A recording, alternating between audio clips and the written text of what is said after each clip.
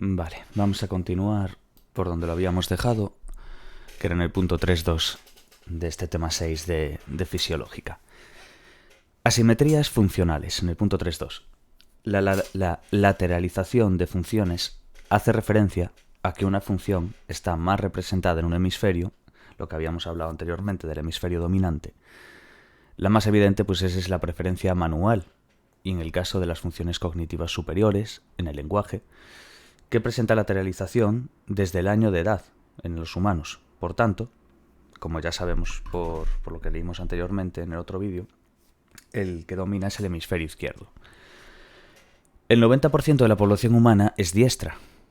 Esto se ha relacionado pues, con la torsión de Yakovlev. Las personas con alta dominancia de la mano derecha muestran esta torsión más acentuada que las zurdas, que a veces hasta carecen de esta petalia frontal derecha.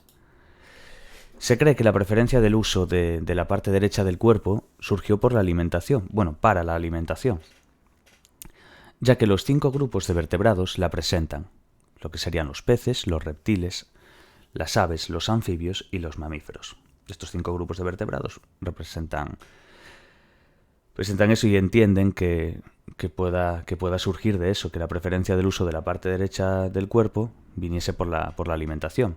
Esta preferencia se quedó fija en los animales que desarrollaron manos. Por ello se dice que las asimetrías representan un principio general de organización del sistema nervioso. Quedaos con eso, ¿vale? Las asimetrías representan un principio general de organización del sistema nervioso. El control del lenguaje por el hemisferio izquierdo se produce por su especialización en la comunicación rutinaria, vocal y no vocal.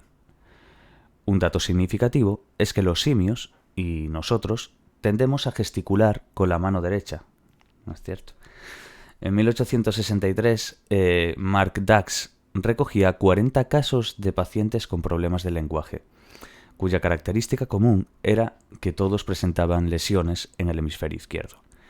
En 1864, Paul Broca, del área Broca, presentó informes de pacientes con trastornos graves del lenguaje que tenían una lesión hemisférica en la corteza frontal, en la corteza inferior prefrontal, por lo que esta zona recibió el nombre del área de Broca.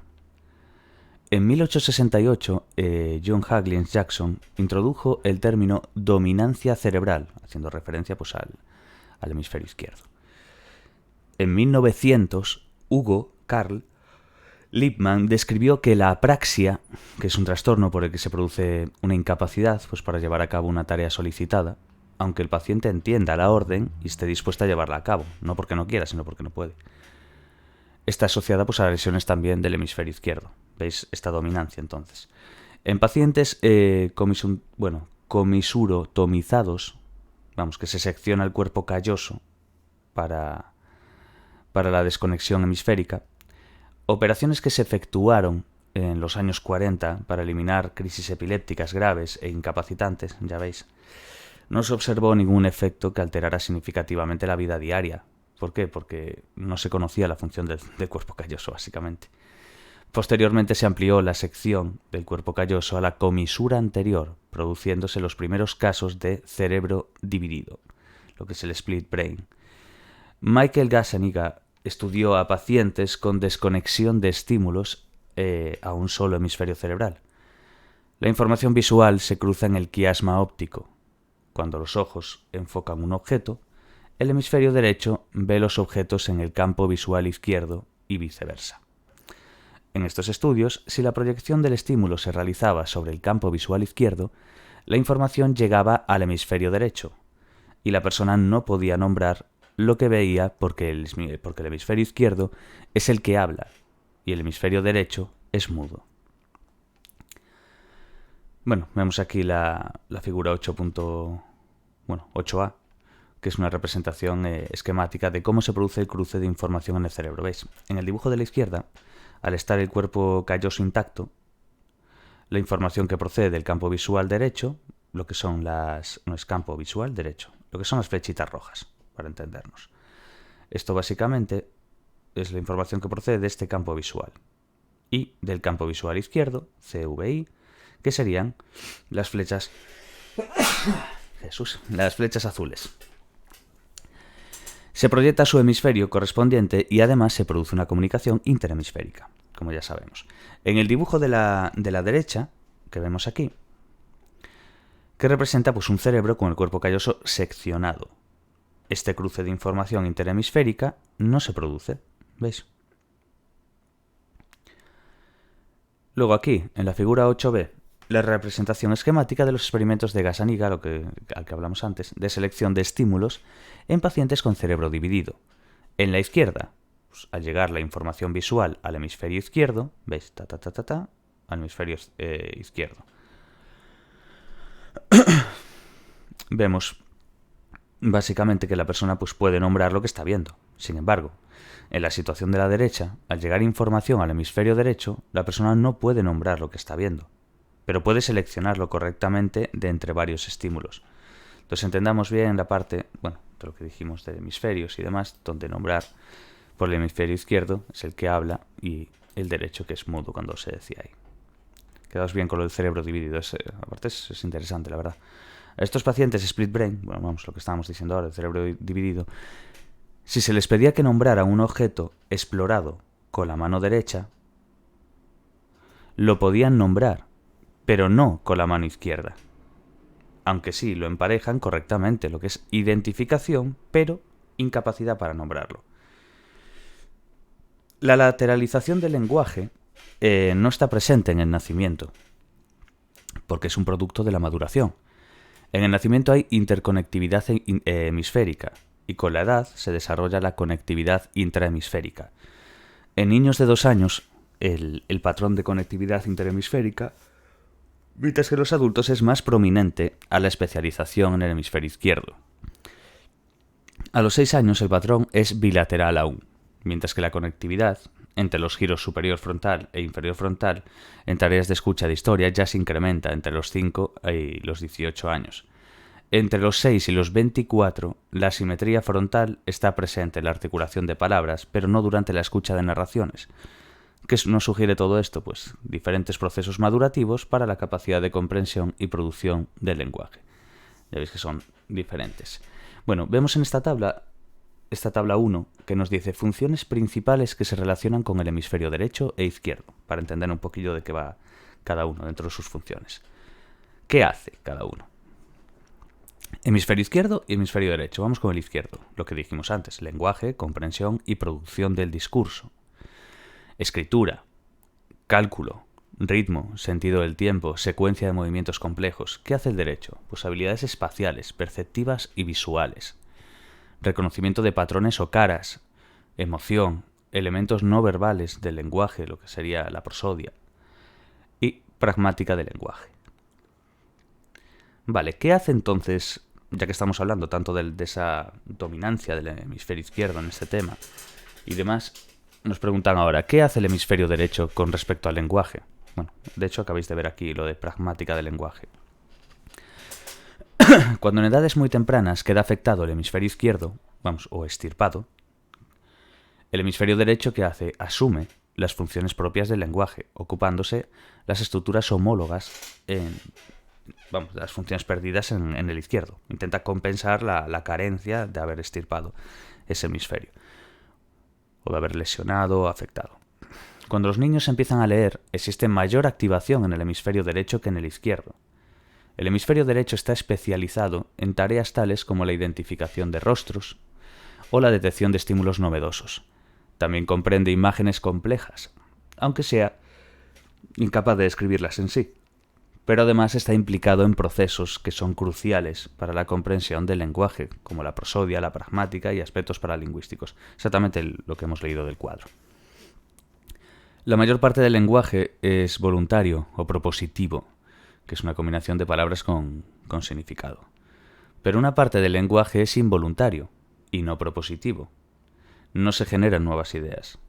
Como las canciones infantiles, las series de números, los días de la semana o el lenguaje vulgar, este tipo de lenguaje está controlado por el hemisferio derecho, por lo que estos automatismos están preservados en personas con afasia, consecuencia de lesiones en el hemisferio izquierdo. La prosodia, el ritmo, énfasis y entonación, es fundamental para entender el lenguaje y es característico de cada lengua. A través de la prosodia se transmite el contenido emocional. En personas que han sufrido una lesión en lo que sería el hemisferio derecho, su habla se vuelve aprosódica, con prefijo a de negación delante, ¿vale? Vamos, que no mantiene la entonación ni el ritmo normal, aunque el discurso sea fuertemente emocional. Tampoco son capaces de juzgar el tono emocional del discurso de otras personas. El hemisferio derecho también está implicado en los aspectos pragmáticos del lenguaje, que sería pues la integración de los elementos de una narración. Las personas con daño en el hemisferio derecho tienden a interpretar literalmente el lenguaje figurativo. Vamos, tienen dificultad para entender metáforas o sarcasmo y el sentido del humor. En personas sin lesión cerebral se ha demostrado una activación en el hemisferio derecho durante la comprensión de los chistes, vamos, lo que sería el sentido del humor. Así que el hemisferio derecho tiene su importante función en el lenguaje para una comunicación exitosa. En lo que se refiere al procesamiento del lenguaje, 2 hemisferios es mejor que uno. Vale, entonces quedémonos bien con esa última parte que hemos dicho. Y de las funciones del hemisferio derecho, pues estábamos tanto dándole al izquierdo que también hay que entender que tiene su importante función en el lenguaje igual, para que la comunicación sea exitosa. De ahí a lo que diga en lo que se refiere a procesamiento del lenguaje, 2 hemisferios es mejor que uno. Vale, pues vamos con el punto 4. Procesamiento cerebral del lenguaje oral. ¿Cuáles son las bases neurales? El lenguaje oral es el principal medio de comunicación en el ser humano. Tradicionalmente se han identificado 2 áreas del lenguaje, que creo que ya conoceréis, incluso sin haber dado psicobiología, son bastante conocidas, que es el área de Broca y el área de Wernicke. El área de Broca en la corteza inferior frontal. Es importante saber dónde se localizan. Bueno, veis aquí, en esta parte, veis área de Broca, AB, área de Broca, 44-45. La veis aquí, ¿veis? Pues esto básicamente es de la corteza inferior frontal. Estamos en la frontal, es la corteza, es la parte inferior. Corteza inferior frontal. En lo que sería el giro inferior frontal, que es AB 44-45, lo que aparece aquí, exactamente.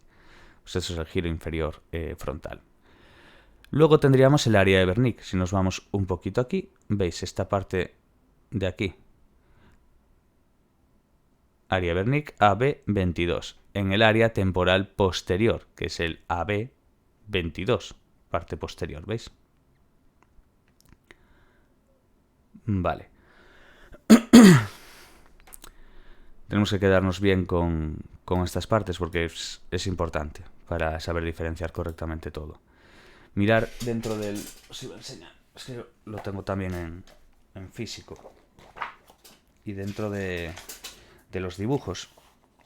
Esto ya supuestamente pues ya lo tiene que tener cada alumno. Ya tiene que saber dónde hay errores en el libro, erratas y demás. Que ya nos las dan dentro del campus. Pero dentro de los apuntes, además, en el libro también pueden estar mal. De hecho hay unas cuantas erratas dentro. Mirar aquí, donde pone giro frontal superior, lógicamente ya veis que no es el superior.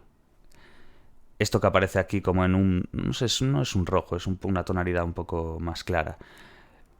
Pone el área de Broca y la corteza inferior frontal, lo que es en el giro inferior frontal, es, en vez de superior aquí, tiene que ser inferior. Bueno, yo lo tengo corregido. Al principio ya pues tenemos que mirar eso para no estudiarlo mal, lógicamente. Y luego tenemos, por ejemplo, aquí, que pone giro angular, este de azul. Lo que quiere poner aquí es giro fusiforme. Vale, entonces simplemente es para que lo sepáis en caso de que lo tengáis pues, por los apuntes. Yo aquí no lo corrijo porque ya es un PDF. No, simplemente como ya lo tengo hecho yo aquí y es por donde yo lo estudio, pero no quiero poneroslo mal en los vídeos. Y si hay alguna cosa que me salte, lo suelo poner en comentarios abajo, pero bueno, por ahora es eso. De todos modos ya lo veis, es un poco ya lógica. No puede ser giro frontal superior, es giro frontal inferior.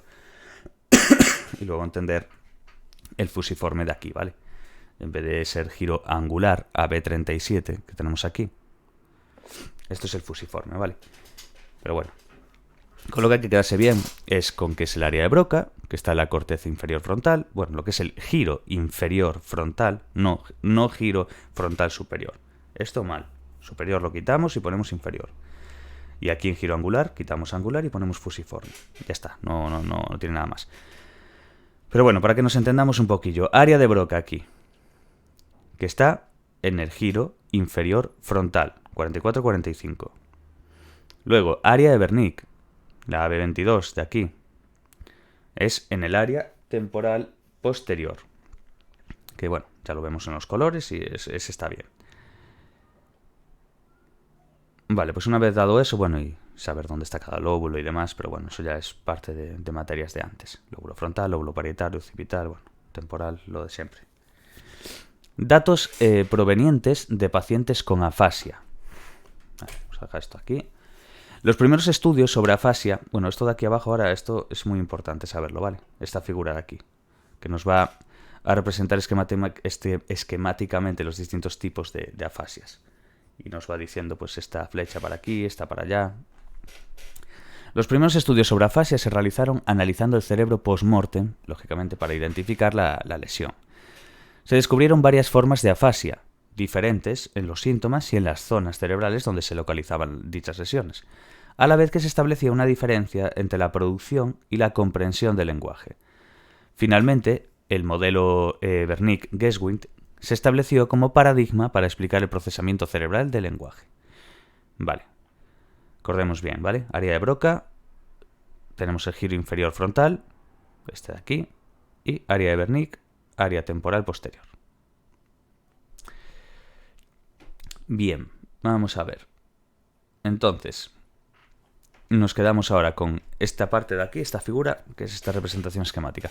Nos dice, existe heterogeneidad en los trastornos afásicos y se encuentran muchas clasificaciones diferentes, ya sea por la localización cerebral o por la sintomatología, pues desde la fluidez verbal, repetición, comprensión, denominación. Entonces vemos aquí, representación esquemática de las diferencias entre los tipos de afasias. Las flechas azules, quedaos bien con eso, las flechas azules representan capacidades conservadas y las rojas pues son las deterioradas, ¿vale?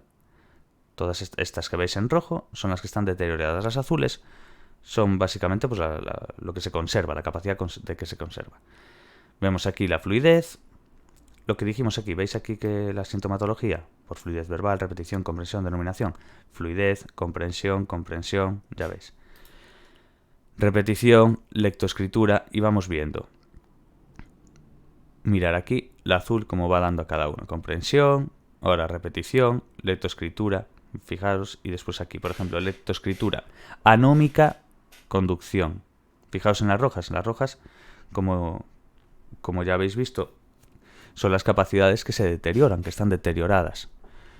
Dentro de la comprensión y vamos viendo. Repetición, lectoescritura, simplemente es ir mirando. Transcortical sensorial y Wernicke. Aquí lo mismo. Transcortical motora, Broca. Dentro de la comprensión, repetición, lo mismo. Simplemente hay que llevarlo un poco, hay que fijarse bien. Mixta y global. Entonces vamos a ir viendo un poquillo ahora, dentro de los primeros modelos que tenemos aquí, la afasia de Broca. Paul Broca, ya que lo dimos anteriormente también, entre 1861 y 64, en estos 3 años, informó de 2 pacientes con afasia, que tenían pues una lesión en la parte inferior de la circunvolución frontal inferior izquierda. Esto de aquí, ¿vale? Tiene una lesión en la parte inferior de la circunvolución frontal inferior izquierda. Inferior, vais al área de Broca, lo veis aquí, y lo que dijimos antes. Esto tenía que llamarse inferior. ¿Ves? Giro inferior frontal, AB44-45, para comprobar que lo tenemos bien arriba y demás. Entonces, ¿qué pasó? Que en estos 3 años, él informó de que había 2 pacientes con afasia, que tenían una lesión en la parte que acabamos de decir ahora, el inferior de la circunvolución frontal inferior izquierda. El área de Broca, vamos. Broca, ¿qué sugirió? Pues que el habla normal se producía cuando esta región activaba las áreas adyacentes del giro precentral, que controla los músculos de la cara y la cavidad oral. La afasia de Broca se denomina también afasia motora o no fluyente. que presenta pues dificultades articulatorias. Es un trastorno global del lenguaje, ya que la lectura y la escritura también resultan seriamente afectadas. Esta apraxia implica habla lenta, no fluida, con mucho esfuerzo y una prosodia alterada, aunque lo que se dice tenga cierto sentido. Otro síntoma es la anomia, que eso es la dificultad para encontrar las palabras, aunque la anomia es característica también de otras afasias. También se caracteriza por un lenguaje en que se utilizan palabras de contenido, como pueden ser nombres, verbos, adjetivos, pero no palabras de función, como pueden ser artículos, pronombres, conjunciones. Los verbos no se conjugan ni se utilizan verbos auxiliares. Es agramatical. Es muy importante eso. Actualmente se sabe que la lesión del área de Broca también produce déficits en lo que sería la comprensión del lenguaje. Los pacientes tienen grandes dificultades cuando han de comprender estructuras sintácticas del orden de las palabras de una oración. También tienen problemas en lo que sería la comprensión de frases pasivas. Se ha observado dificultad en las tareas de repetición, que mejora si son nombres comunes. A menudo cometen errores parafrásicos, decir tapa en lugar de taza. Entonces quedaos muy bien con eso, ¿vale? Esta apraxia, esta afasia de Broca, también se le llama o se le denomina afasia motora o no fluyente. ¿Y qué vemos con esta apraxia? Pues que hay una habla lenta, no fluida, con mucho esfuerzo y que se altera la prosodia, aunque lo que se diga tenga sentido. Luego actualmente, y que es agramatical, lo que hemos dicho. ¿Qué es lo que pasa? Que ahora actualmente, después de pasados los años y demás, ya se vieron que además de lo que se dijo, también produce déficits en lo que sería la comprensión del lenguaje. Vale. Afasia de Wernicke. Hemos visto la de Broca, ahora nos vamos a la afasia de Wernicke. Bueno, después vamos a ver afasia de conducción, afasia transcortical sensitiva y afasia transcortical motora, lo que tenemos aquí, no por otra cosa. Entonces, afasia de Wernicke. En 1874, Carl Wernicke identificó que la circunvolución temporal superior izquierda estaba implicada en el lenguaje, ya que su lesión, la AB22, producía un tipo de afasia. Luego, a ver si lo puedo pasar o lo mando al ordenador y lo grabo un poquito, que es básicamente esta representación esquemática que tenemos aquí, explicada un poquito mejor. Aquí se entiende bien, sinceramente. Y después, si lo vas leyendo, es con lo que hay que quedarse es con esto. Esto simplemente pues una representación esquemática que nos hace ver de una forma distinta, pero es quedarse con esto. Pero después, si lo encuentro, lo subo la imagen, aunque sea, o la pongo por ahí. Afasia de Wernicke. Entonces, en 1874, Carl Wernicke identificó que la circunvolución temporal superior izquierda estaba implicada en el lenguaje, ya que su lesión, la AB22, producía un tipo de afasia donde se encontraba afectada la comprensión, pero no la producción del lenguaje. Vamos, al contrario de lo que es la afasia de Broca. La lesión en el área de Wernicke, según él, produciría síntomas que son receptivos, pero no productivos, lo que se hace diferenciar de la afasia de Broca. Lo que hay que entender aquí, básicamente, Wernicke identificó la circunvolución temporal superior izquierda, la que está implicada el lenguaje. Y eso producía, si había una lesión, pues un tipo de afasia. ¿Y qué es lo que pasa? Que se encontraba afectada la comprensión. En plan, ¿cómo lo comprendes? Pero no la producción del lenguaje. Y eso es lo contrario a lo que pasaría con la afasia de Broca. Por eso tener cuidado con estas dos, porque suele haber pregunta como una comparativa una con otra, en qué se diferencia la una de la otra, rollos así, ¿vale? Entonces, esta lesión en el área de Wernicke, según él, pues produciría unos síntomas que son receptivos, pero no productivos. Lo diferenciaba pues de la afasia de Broca, porque en esta área se encontraban almacenadas las secuencias de los sonidos que constituyen las palabras. Los síntomas característicos de esta afasia son un habla fluida. ¿Veis la diferencia con el otro? Donde estaba subrayado esto. Mirad esto bien. Habla fluida y gramatical, pero carente de sentido. Y sin embargo nos íbamos al área de Broca y el habla es lenta. Lo contrario aquí, que es fluida. No fluida, lo mismo, con mucho esfuerzo y prosodia alterada, aunque lo que se diga tenga cierto sentido.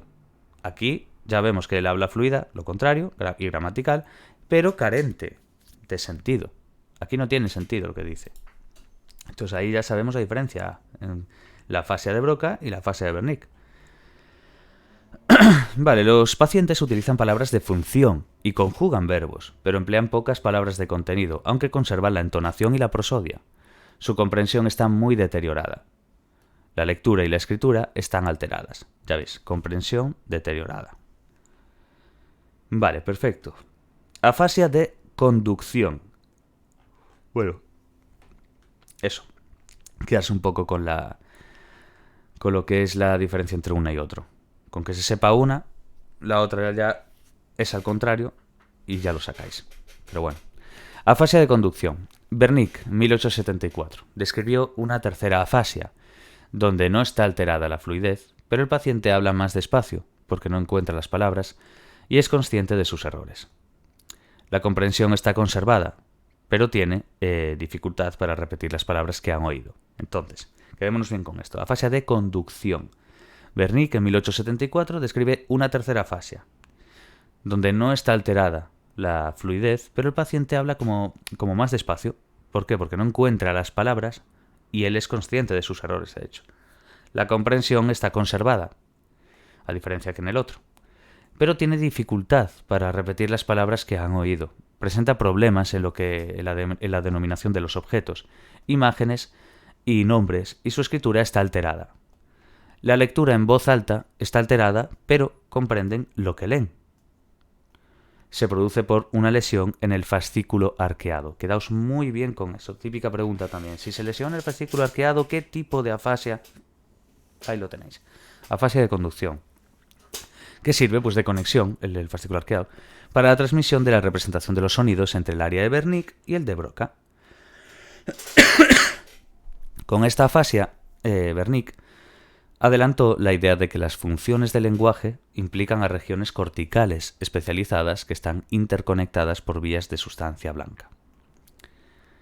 Luego tendríamos la afasia transcortical sensitiva y la afasia transcortical motora. Aquí ya en 1885 Ludwig Lichtenstein describió un modelo para las bases neurales del lenguaje con el que intentó explicar los síntomas afásicos. Propone que las áreas de Broca y Wernicke estarían conectadas con un centro conceptual o de pensamiento, sin correspondencia anatómica establecida. Este centro asigna el significado a las imágenes de las palabras del centro auditivo. El output de este centro proporciona los mensajes que tienen que ser implementados a través del área motora. Enfatiza la importancia de las vías de sustancia blanca que conectan estas regiones, que si se lesionan, darían lugar a lo que sería la afasia transcortical sensorial, que son los pacientes que no comprenden las palabras porque no se puede acceder al centro de procesamiento. Entonces, quedaos bien con esto. Tenemos la transcortical sensitiva, sensorial, y la transcortical motora. En la transcortical sensitiva, la afasia transcortical sensorial, los pacientes no comprenden las palabras porque no pueden acceder al centro de procesamiento. Y sin embargo, la afasia transcortical motora, los pensamientos no pueden verbalizarse. ¿Por qué? Porque hay una interrupción de la información entre lo que es el centro de procesamiento y el área de Broca. Es muy importante saberse esto, ¿vale? Estas dos de aquí. Luego, sinceramente, después en los exámenes, al menos en los de presencialidad, la forma que tienen de preguntar es bastante asequible. Y no van... A ver, algunas preguntas suelen ir a pillar, algunas tiene que haber. Pero en general, digamos que es un examen accesible. Se hace bien. Entonces, quedaos sobre todo con cosas muy, muy importantes. Pueden preguntar si una o dos que vayan a pillarte bien. Pero el saber las afasias, el saber todo eso es muy importante. Entonces, afasia transcortical sensitiva y afasia transcortical motora. Esa sensitiva también llamada sensorial. Pero bueno, hecho mismo. Afasia transcortical sensorial, los pacientes no comprenden las palabras. ¿Por qué? Porque no pueden acceder al centro de procesamiento. Y la afasia transcortical motora, los pensamientos no pueden verbalizarse. ¿Por qué? Porque hay una interrupción de la información entre el centro de pensamiento y el área de Broca. Esto es cuestión de repetirlo y de verlo más veces. Bueno, esta es la figura. De hecho, vamos a ponerla aquí, que también la tengo con los apuntes por si acaso. Pero creo que aquí no había nada. No, esto está angular, que es después el anterior. Vale. Eso, bueno, la figura, esto es una representación del modelo de Wernicke-Gueschwitz que citamos anteriormente. Veis cada una la parte. Esto ya lo conocemos. El área de Broca, el área de Wernicke. Bueno, quedaos con lo del fascículo arqueado. De ahí que sea ese intermediario. ¿Entendéis cuando decíamos aquí fascículo arqueado que sirve como conexión para la transmisión de la representación de los sonidos entre el área de Wernicke y el de Broca? Lógicamente, está en medio. ¿Veis que está aquí? Este es el fascículo arqueado. Y de ahí que sea como un puente, como una conexión entre ambas. ¿Vale? Sirve de conexión para la transmisión de la representación de los sonidos entre lo que sería el área de Wernicke y el área de Broca. Quedaos guay con eso. Y nada, acordarse bien, afasia transcortical sensorial y afasia transcortical motora. Transcortical sensorial, los pacientes no comprenden las palabras porque no se puede acceder al centro de procesamiento. Y luego, pues la transcortical motora, los pensamientos no pueden verbalizarse. ¿Por qué? Porque hay una interrupción en lo que sería la información entre lo que es el centro de procesamiento y el área de Broca. Vale, bien. Vale, 4.1.2. Modelo de procesamiento de lenguaje de Wernicke-Gueschwitz. Ya lo tenemos. En 1970, Norman Gueschwitz formuló un modelo para explicar el procesamiento del lenguaje oral y escrito. Las estructuras cerebrales del hemisferio izquierdo que participan de manera secuencial son... Vamos a ver ahora.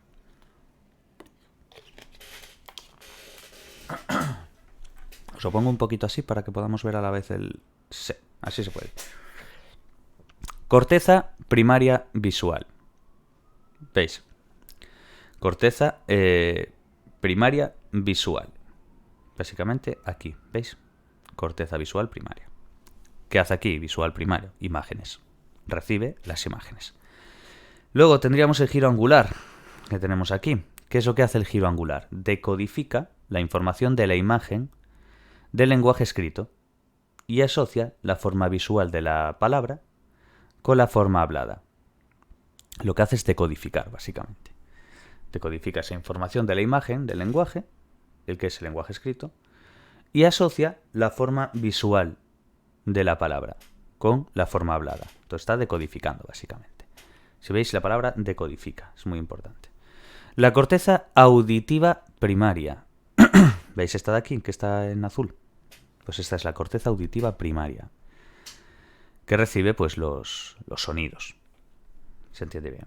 El área de Wernicke, ya conocida, que proporciona significado al lenguaje oído, lo que es la comprensión. De ahí que si le dais para atrás y vais a la afasia de Wernicke, veis cuando decíamos que está implicada en el lenguaje, ya que su lesión, todo esto, produce un tipo de afasia donde se encontrará afectada la comprensión, pero no la producción del lenguaje. Está afectada la comprensión. Si vamos aquí, área de Wernicke proporciona significado al lenguaje oído, la comprensión. De ahí que la afasia, cuando está lesionado de más, se jorobe la comprensión, porque es lo que hace. Entonces, el área de Wernicke proporciona significado al lenguaje oído. El fascículo arqueado, ¿os acordáis que lo dijimos hace unos minutos? Que era como el intermediario aquí, como un puente que interconectaba esto. Pues eso es de lo que se trata, ¿vale? Básicamente sirve de conexión para la transmisión de esa representación de sonidos entre lo que es el área de Wernicke y el área de Broca. Es bueno, ya sé que lía un poquillo el tener que andar de arriba para abajo, pero creo que es bueno andar repitiendo las cosas de antes para afianzarlo un poco. Porque son bastantes datos y, a ver, no es que sea ultra difícil, pero tiene su miga. Entonces el área de Wernicke, eso proporciona significado al lenguaje oído comprensión. El fascículo arqueado, lo que acabamos de decir ahora, proporciona el canal por el que se transmite la información, básicamente. Es lo que por eso os decía lo del puente, el intermediario. El área de Broca, pues cuya función es la articulación del lenguaje, ¿vale?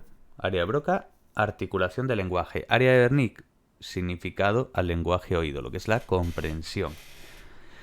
Y la corteza motora primaria, que la tenemos aquí, ¿veis? Perfecto. Pues la corteza motora primaria, que es básicamente, pues eso ya lo sabemos también de psicobiología, que es para la ejecución de los movimientos, ¿vale? ¿Cómo se produce el procesamiento del lenguaje en este modelo? Pues se distinguen dos tareas. Tenemos la repetición de palabras, donde pues la información llega a la corteza auditiva. A ver si podemos llegar aquí para que se pueda ver todo. ¿Veis? La corteza auditiva primaria, aquí. Pues básicamente es eso. ¿Cómo se produce este procesamiento del lenguaje en el modelo que estamos hablando? Se distinguen dos tareas. Tenemos la repetición de palabras, que es donde la información llega a la corteza auditiva y se procesa en el área de Wernicke, como ya sabéis. ¿Por qué? Porque es la que proporciona significado al lenguaje oído. A nosotros nos viene la información, ¿no? Nos llega. ¿A dónde va? A la corteza auditiva, lógicamente. En la corteza auditiva, bueno, lo escuchamos ahí y sabemos que teóricamente es la corteza auditiva primaria, que es donde se reciben los sonidos. Entonces, cuando recibimos ese sonido, lo procesamos. ¿Dónde lo procesamos? En el área de Wernicke. ¿Por qué? Que dota de significado a las palabras. ¿Por qué? Porque proporciona el significado al lenguaje oído, que es lo que es la comprensión. Luego, ¿a dónde va? Al área de Broca. ¿Y cómo va al área de Broca? ¿Qué puente había? ¿Qué intermediario dentro de esta parte? El fascículo arqueado proporciona el canal por el que se transmite la información. Es muy importante entenderlo así, como si fuera una novela, en plan una historia. La vais haciendo así y es como quedan las cosas. Si lo chapas, podrás tenerlo una semana o menos incluso. Y después no te acordarás de nada salvo Broca o Wernicke. La cosa es entenderlo. Dices, a ver, voy a hacer como que alguien me habla, lo escucho, ¿y eso a dónde va? Esa información llega a la corteza auditiva. Va y se procesa en el área de Wernicke, como ya sabemos, porque es lo que proporciona significado al lenguaje oído, lo que es la comprensión, le dota de significado a las palabras. Luego va a ir al área de Broca. En el área de Broca la función es la articulación del lenguaje. Tiene que ir al área de Broca, pero ¿cómo va? Pues a través del fascículo arqueado, ese puente que decíamos, y las palabras se convierten en movimientos musculares. Está. Básicamente esa sería una de las tareas, pero es que hay otra. Eso es la repetición de las palabras, ¿no? Pero luego hay otra, que es la lectura en voz alta, donde la información visual, a lo visual, no a lo auditivo, lo visual, se recibe en la corteza estriada y en las áreas corticales visuales, de ahí lógicamente. Luego pasa al giro angular, recordar, giro angular. ¿Qué hacía el giro angular? Decodifica la información de la imagen del lenguaje escrito y asocia la forma visual de la palabra con la forma hablada. Es una asociación, ¿vale? Entonces, la lectura en voz alta, donde la información visual se recibe en la corteza estriada y las áreas corticales visuales. ¿Y qué pasa? Que pasa al giro angular. Va al giro angular donde se procesa. Acordaos, aquí. Giro angular. Y luego, pues eso, del giro angular, donde se procesa pues la forma escrita del lenguaje, pasa al área de Wernicke. Quedaos bien con esto, ¿vale? Luego pasa al giro angular, codifica la información de la imagen del lenguaje escrito y lo asocia a la forma visual de la palabra con la forma hablada. Ya sé que soy muy pesado repitiéndolo, pero es necesario. Pasa al giro angular, entonces ahí se procesa la forma escrita del lenguaje. Pasa al área de Wernicke a través del fascículo arqueado, lo mismo. Y de ahí al área de Broca, donde se organizan los movimientos musculares. Ya veis, son dos tareas, que es la forma en la que se produciría el procesamiento del lenguaje en dicho modelo que estamos viendo, el de Wernicke-Keswin. Pero bueno, no voy a decir Wernicke-Keswin cada 10 segundos, si no es un coñazo. La lesión de alguna de estas áreas, o incluso del fascículo arqueado, imaginaos con el fascículo, pues provocará un tipo de afasia, que es lo que hemos visto, esa serie de afasias. ¿Puntos débiles de este modelo? ¿Dónde flojea aquí este modelo? Pues desde el punto de vista funcional no puede explicar la integración del lenguaje en los niveles fonológico, léxico y semántico, porque trata cada uno como independiente de los otros. Desde el punto de vista esto es desde el punto de vista funcional. Desde el anatómico, pues no se ha logrado una asociación clara entre el tipo de afasia y la localización de la lesión. Se ha observado que las afasias son un grupo de trastornos heterogéneos con sintomatología muchas veces compartida, entonces es complicado. Se ha comprobado la participación de estructuras subcorticales en el procesamiento del lenguaje, que no están contempladas en dicho modelo, como puede ser el tálamo, los ganglios basales. La lesión de los ganglios basales, quedaos muy bien con esta parte de aquí que estamos diciendo, ¿vale? Se comprobó, dentro de los puntos débiles de este modelo, a nivel anatómico, podemos decir que hay participación de estructura subcortical en el procesamiento del lenguaje. Entonces, en este modelo no está contemplado eso. Como puede ser el tálamo o los ganglios basales. Eso no lo citamos en ningún momento. Entonces, quedaos muy bien con eso. Uno de los puntos débiles de esto es tálamo, ganglios basales. La lesión de los ganglios basales, por ejemplo, da un tipo de afasia que es similar a la de Broca. La falta de riesgo en los núcleos de riesgo, madre mía. La falta de riesgo, se refiere al riesgo sanguíneo. En los núcleos talámicos del hemisferio dominante provocaría una afasia similar a la transcortical motora, por ejemplo. Entonces, quedaos muy bien con esto. Si nosotros lesionamos los ganglios basales, vamos a tener un tipo de afasia que es similar a la de Broca. Sin embargo, si tenemos una falta de riego, mira que me cuesta esa palabra, en los núcleos talámicos del hemisferio dominante, que provoca pues una afasia similar a la transcortical motora, que presenta pues un déficit de inicio o de iniciación del habla, mutismo, disnomia, pero la repetición está intacta en este caso. También se ha comprobado que en el hemisferio izquierdo la estimulación de la zona ventrolateral posterior del tálamo provoca anomia y errores de omisión, y si se estimula la parte ventrolateral anterior se produce errores de repetición.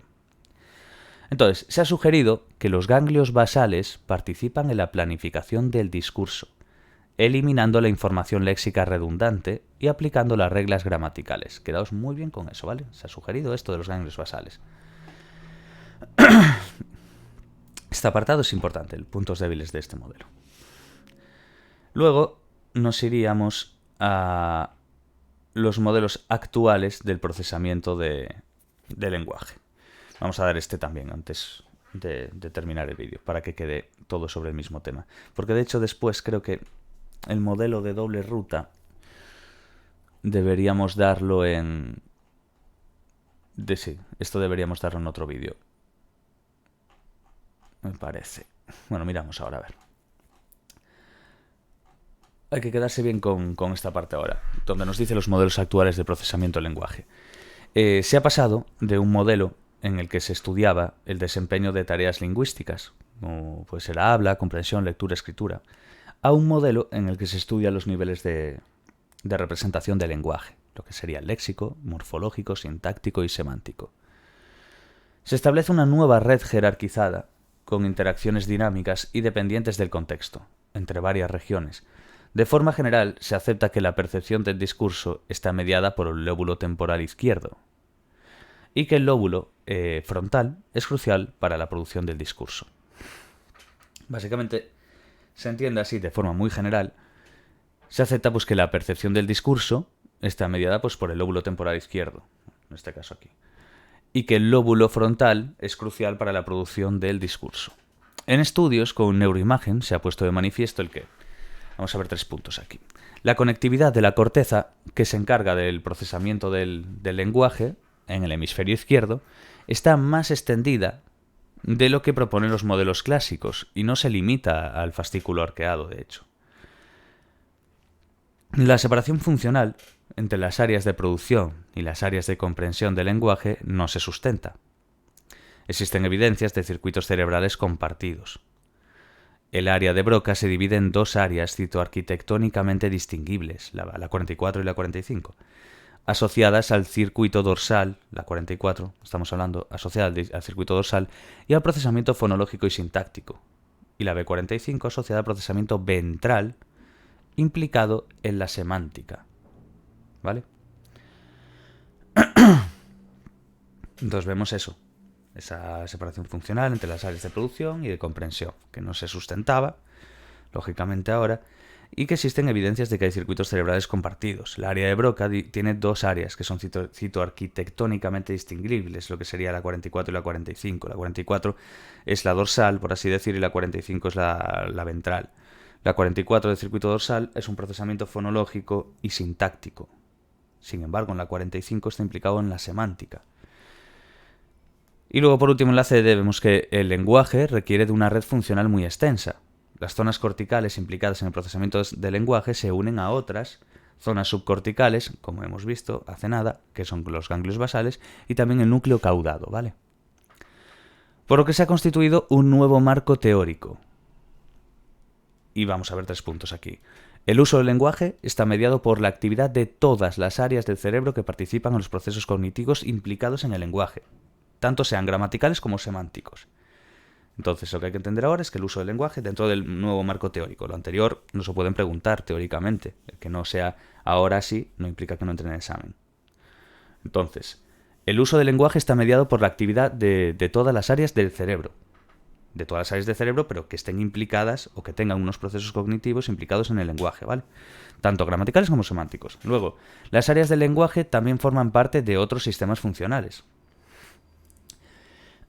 Y las áreas del lenguaje son pequeñas, muy distribuidas y especializadas. Por ello se ha abandonado esa terminología tradicional de Broca y Wernicke, que queda pues para el ámbito clínico.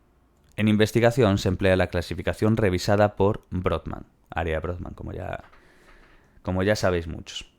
Vale, pues lo vamos a dejar en el modelo de la doble ruta de Hickok para no entremezclar. Aquí es como que hemos dado lo del pasado, por así decir, ese modelo más anterior, y ahora ya nos metemos en un marco teórico que es en el que nos establecemos, lo que nos establecemos ahora, el nuevo marco teórico.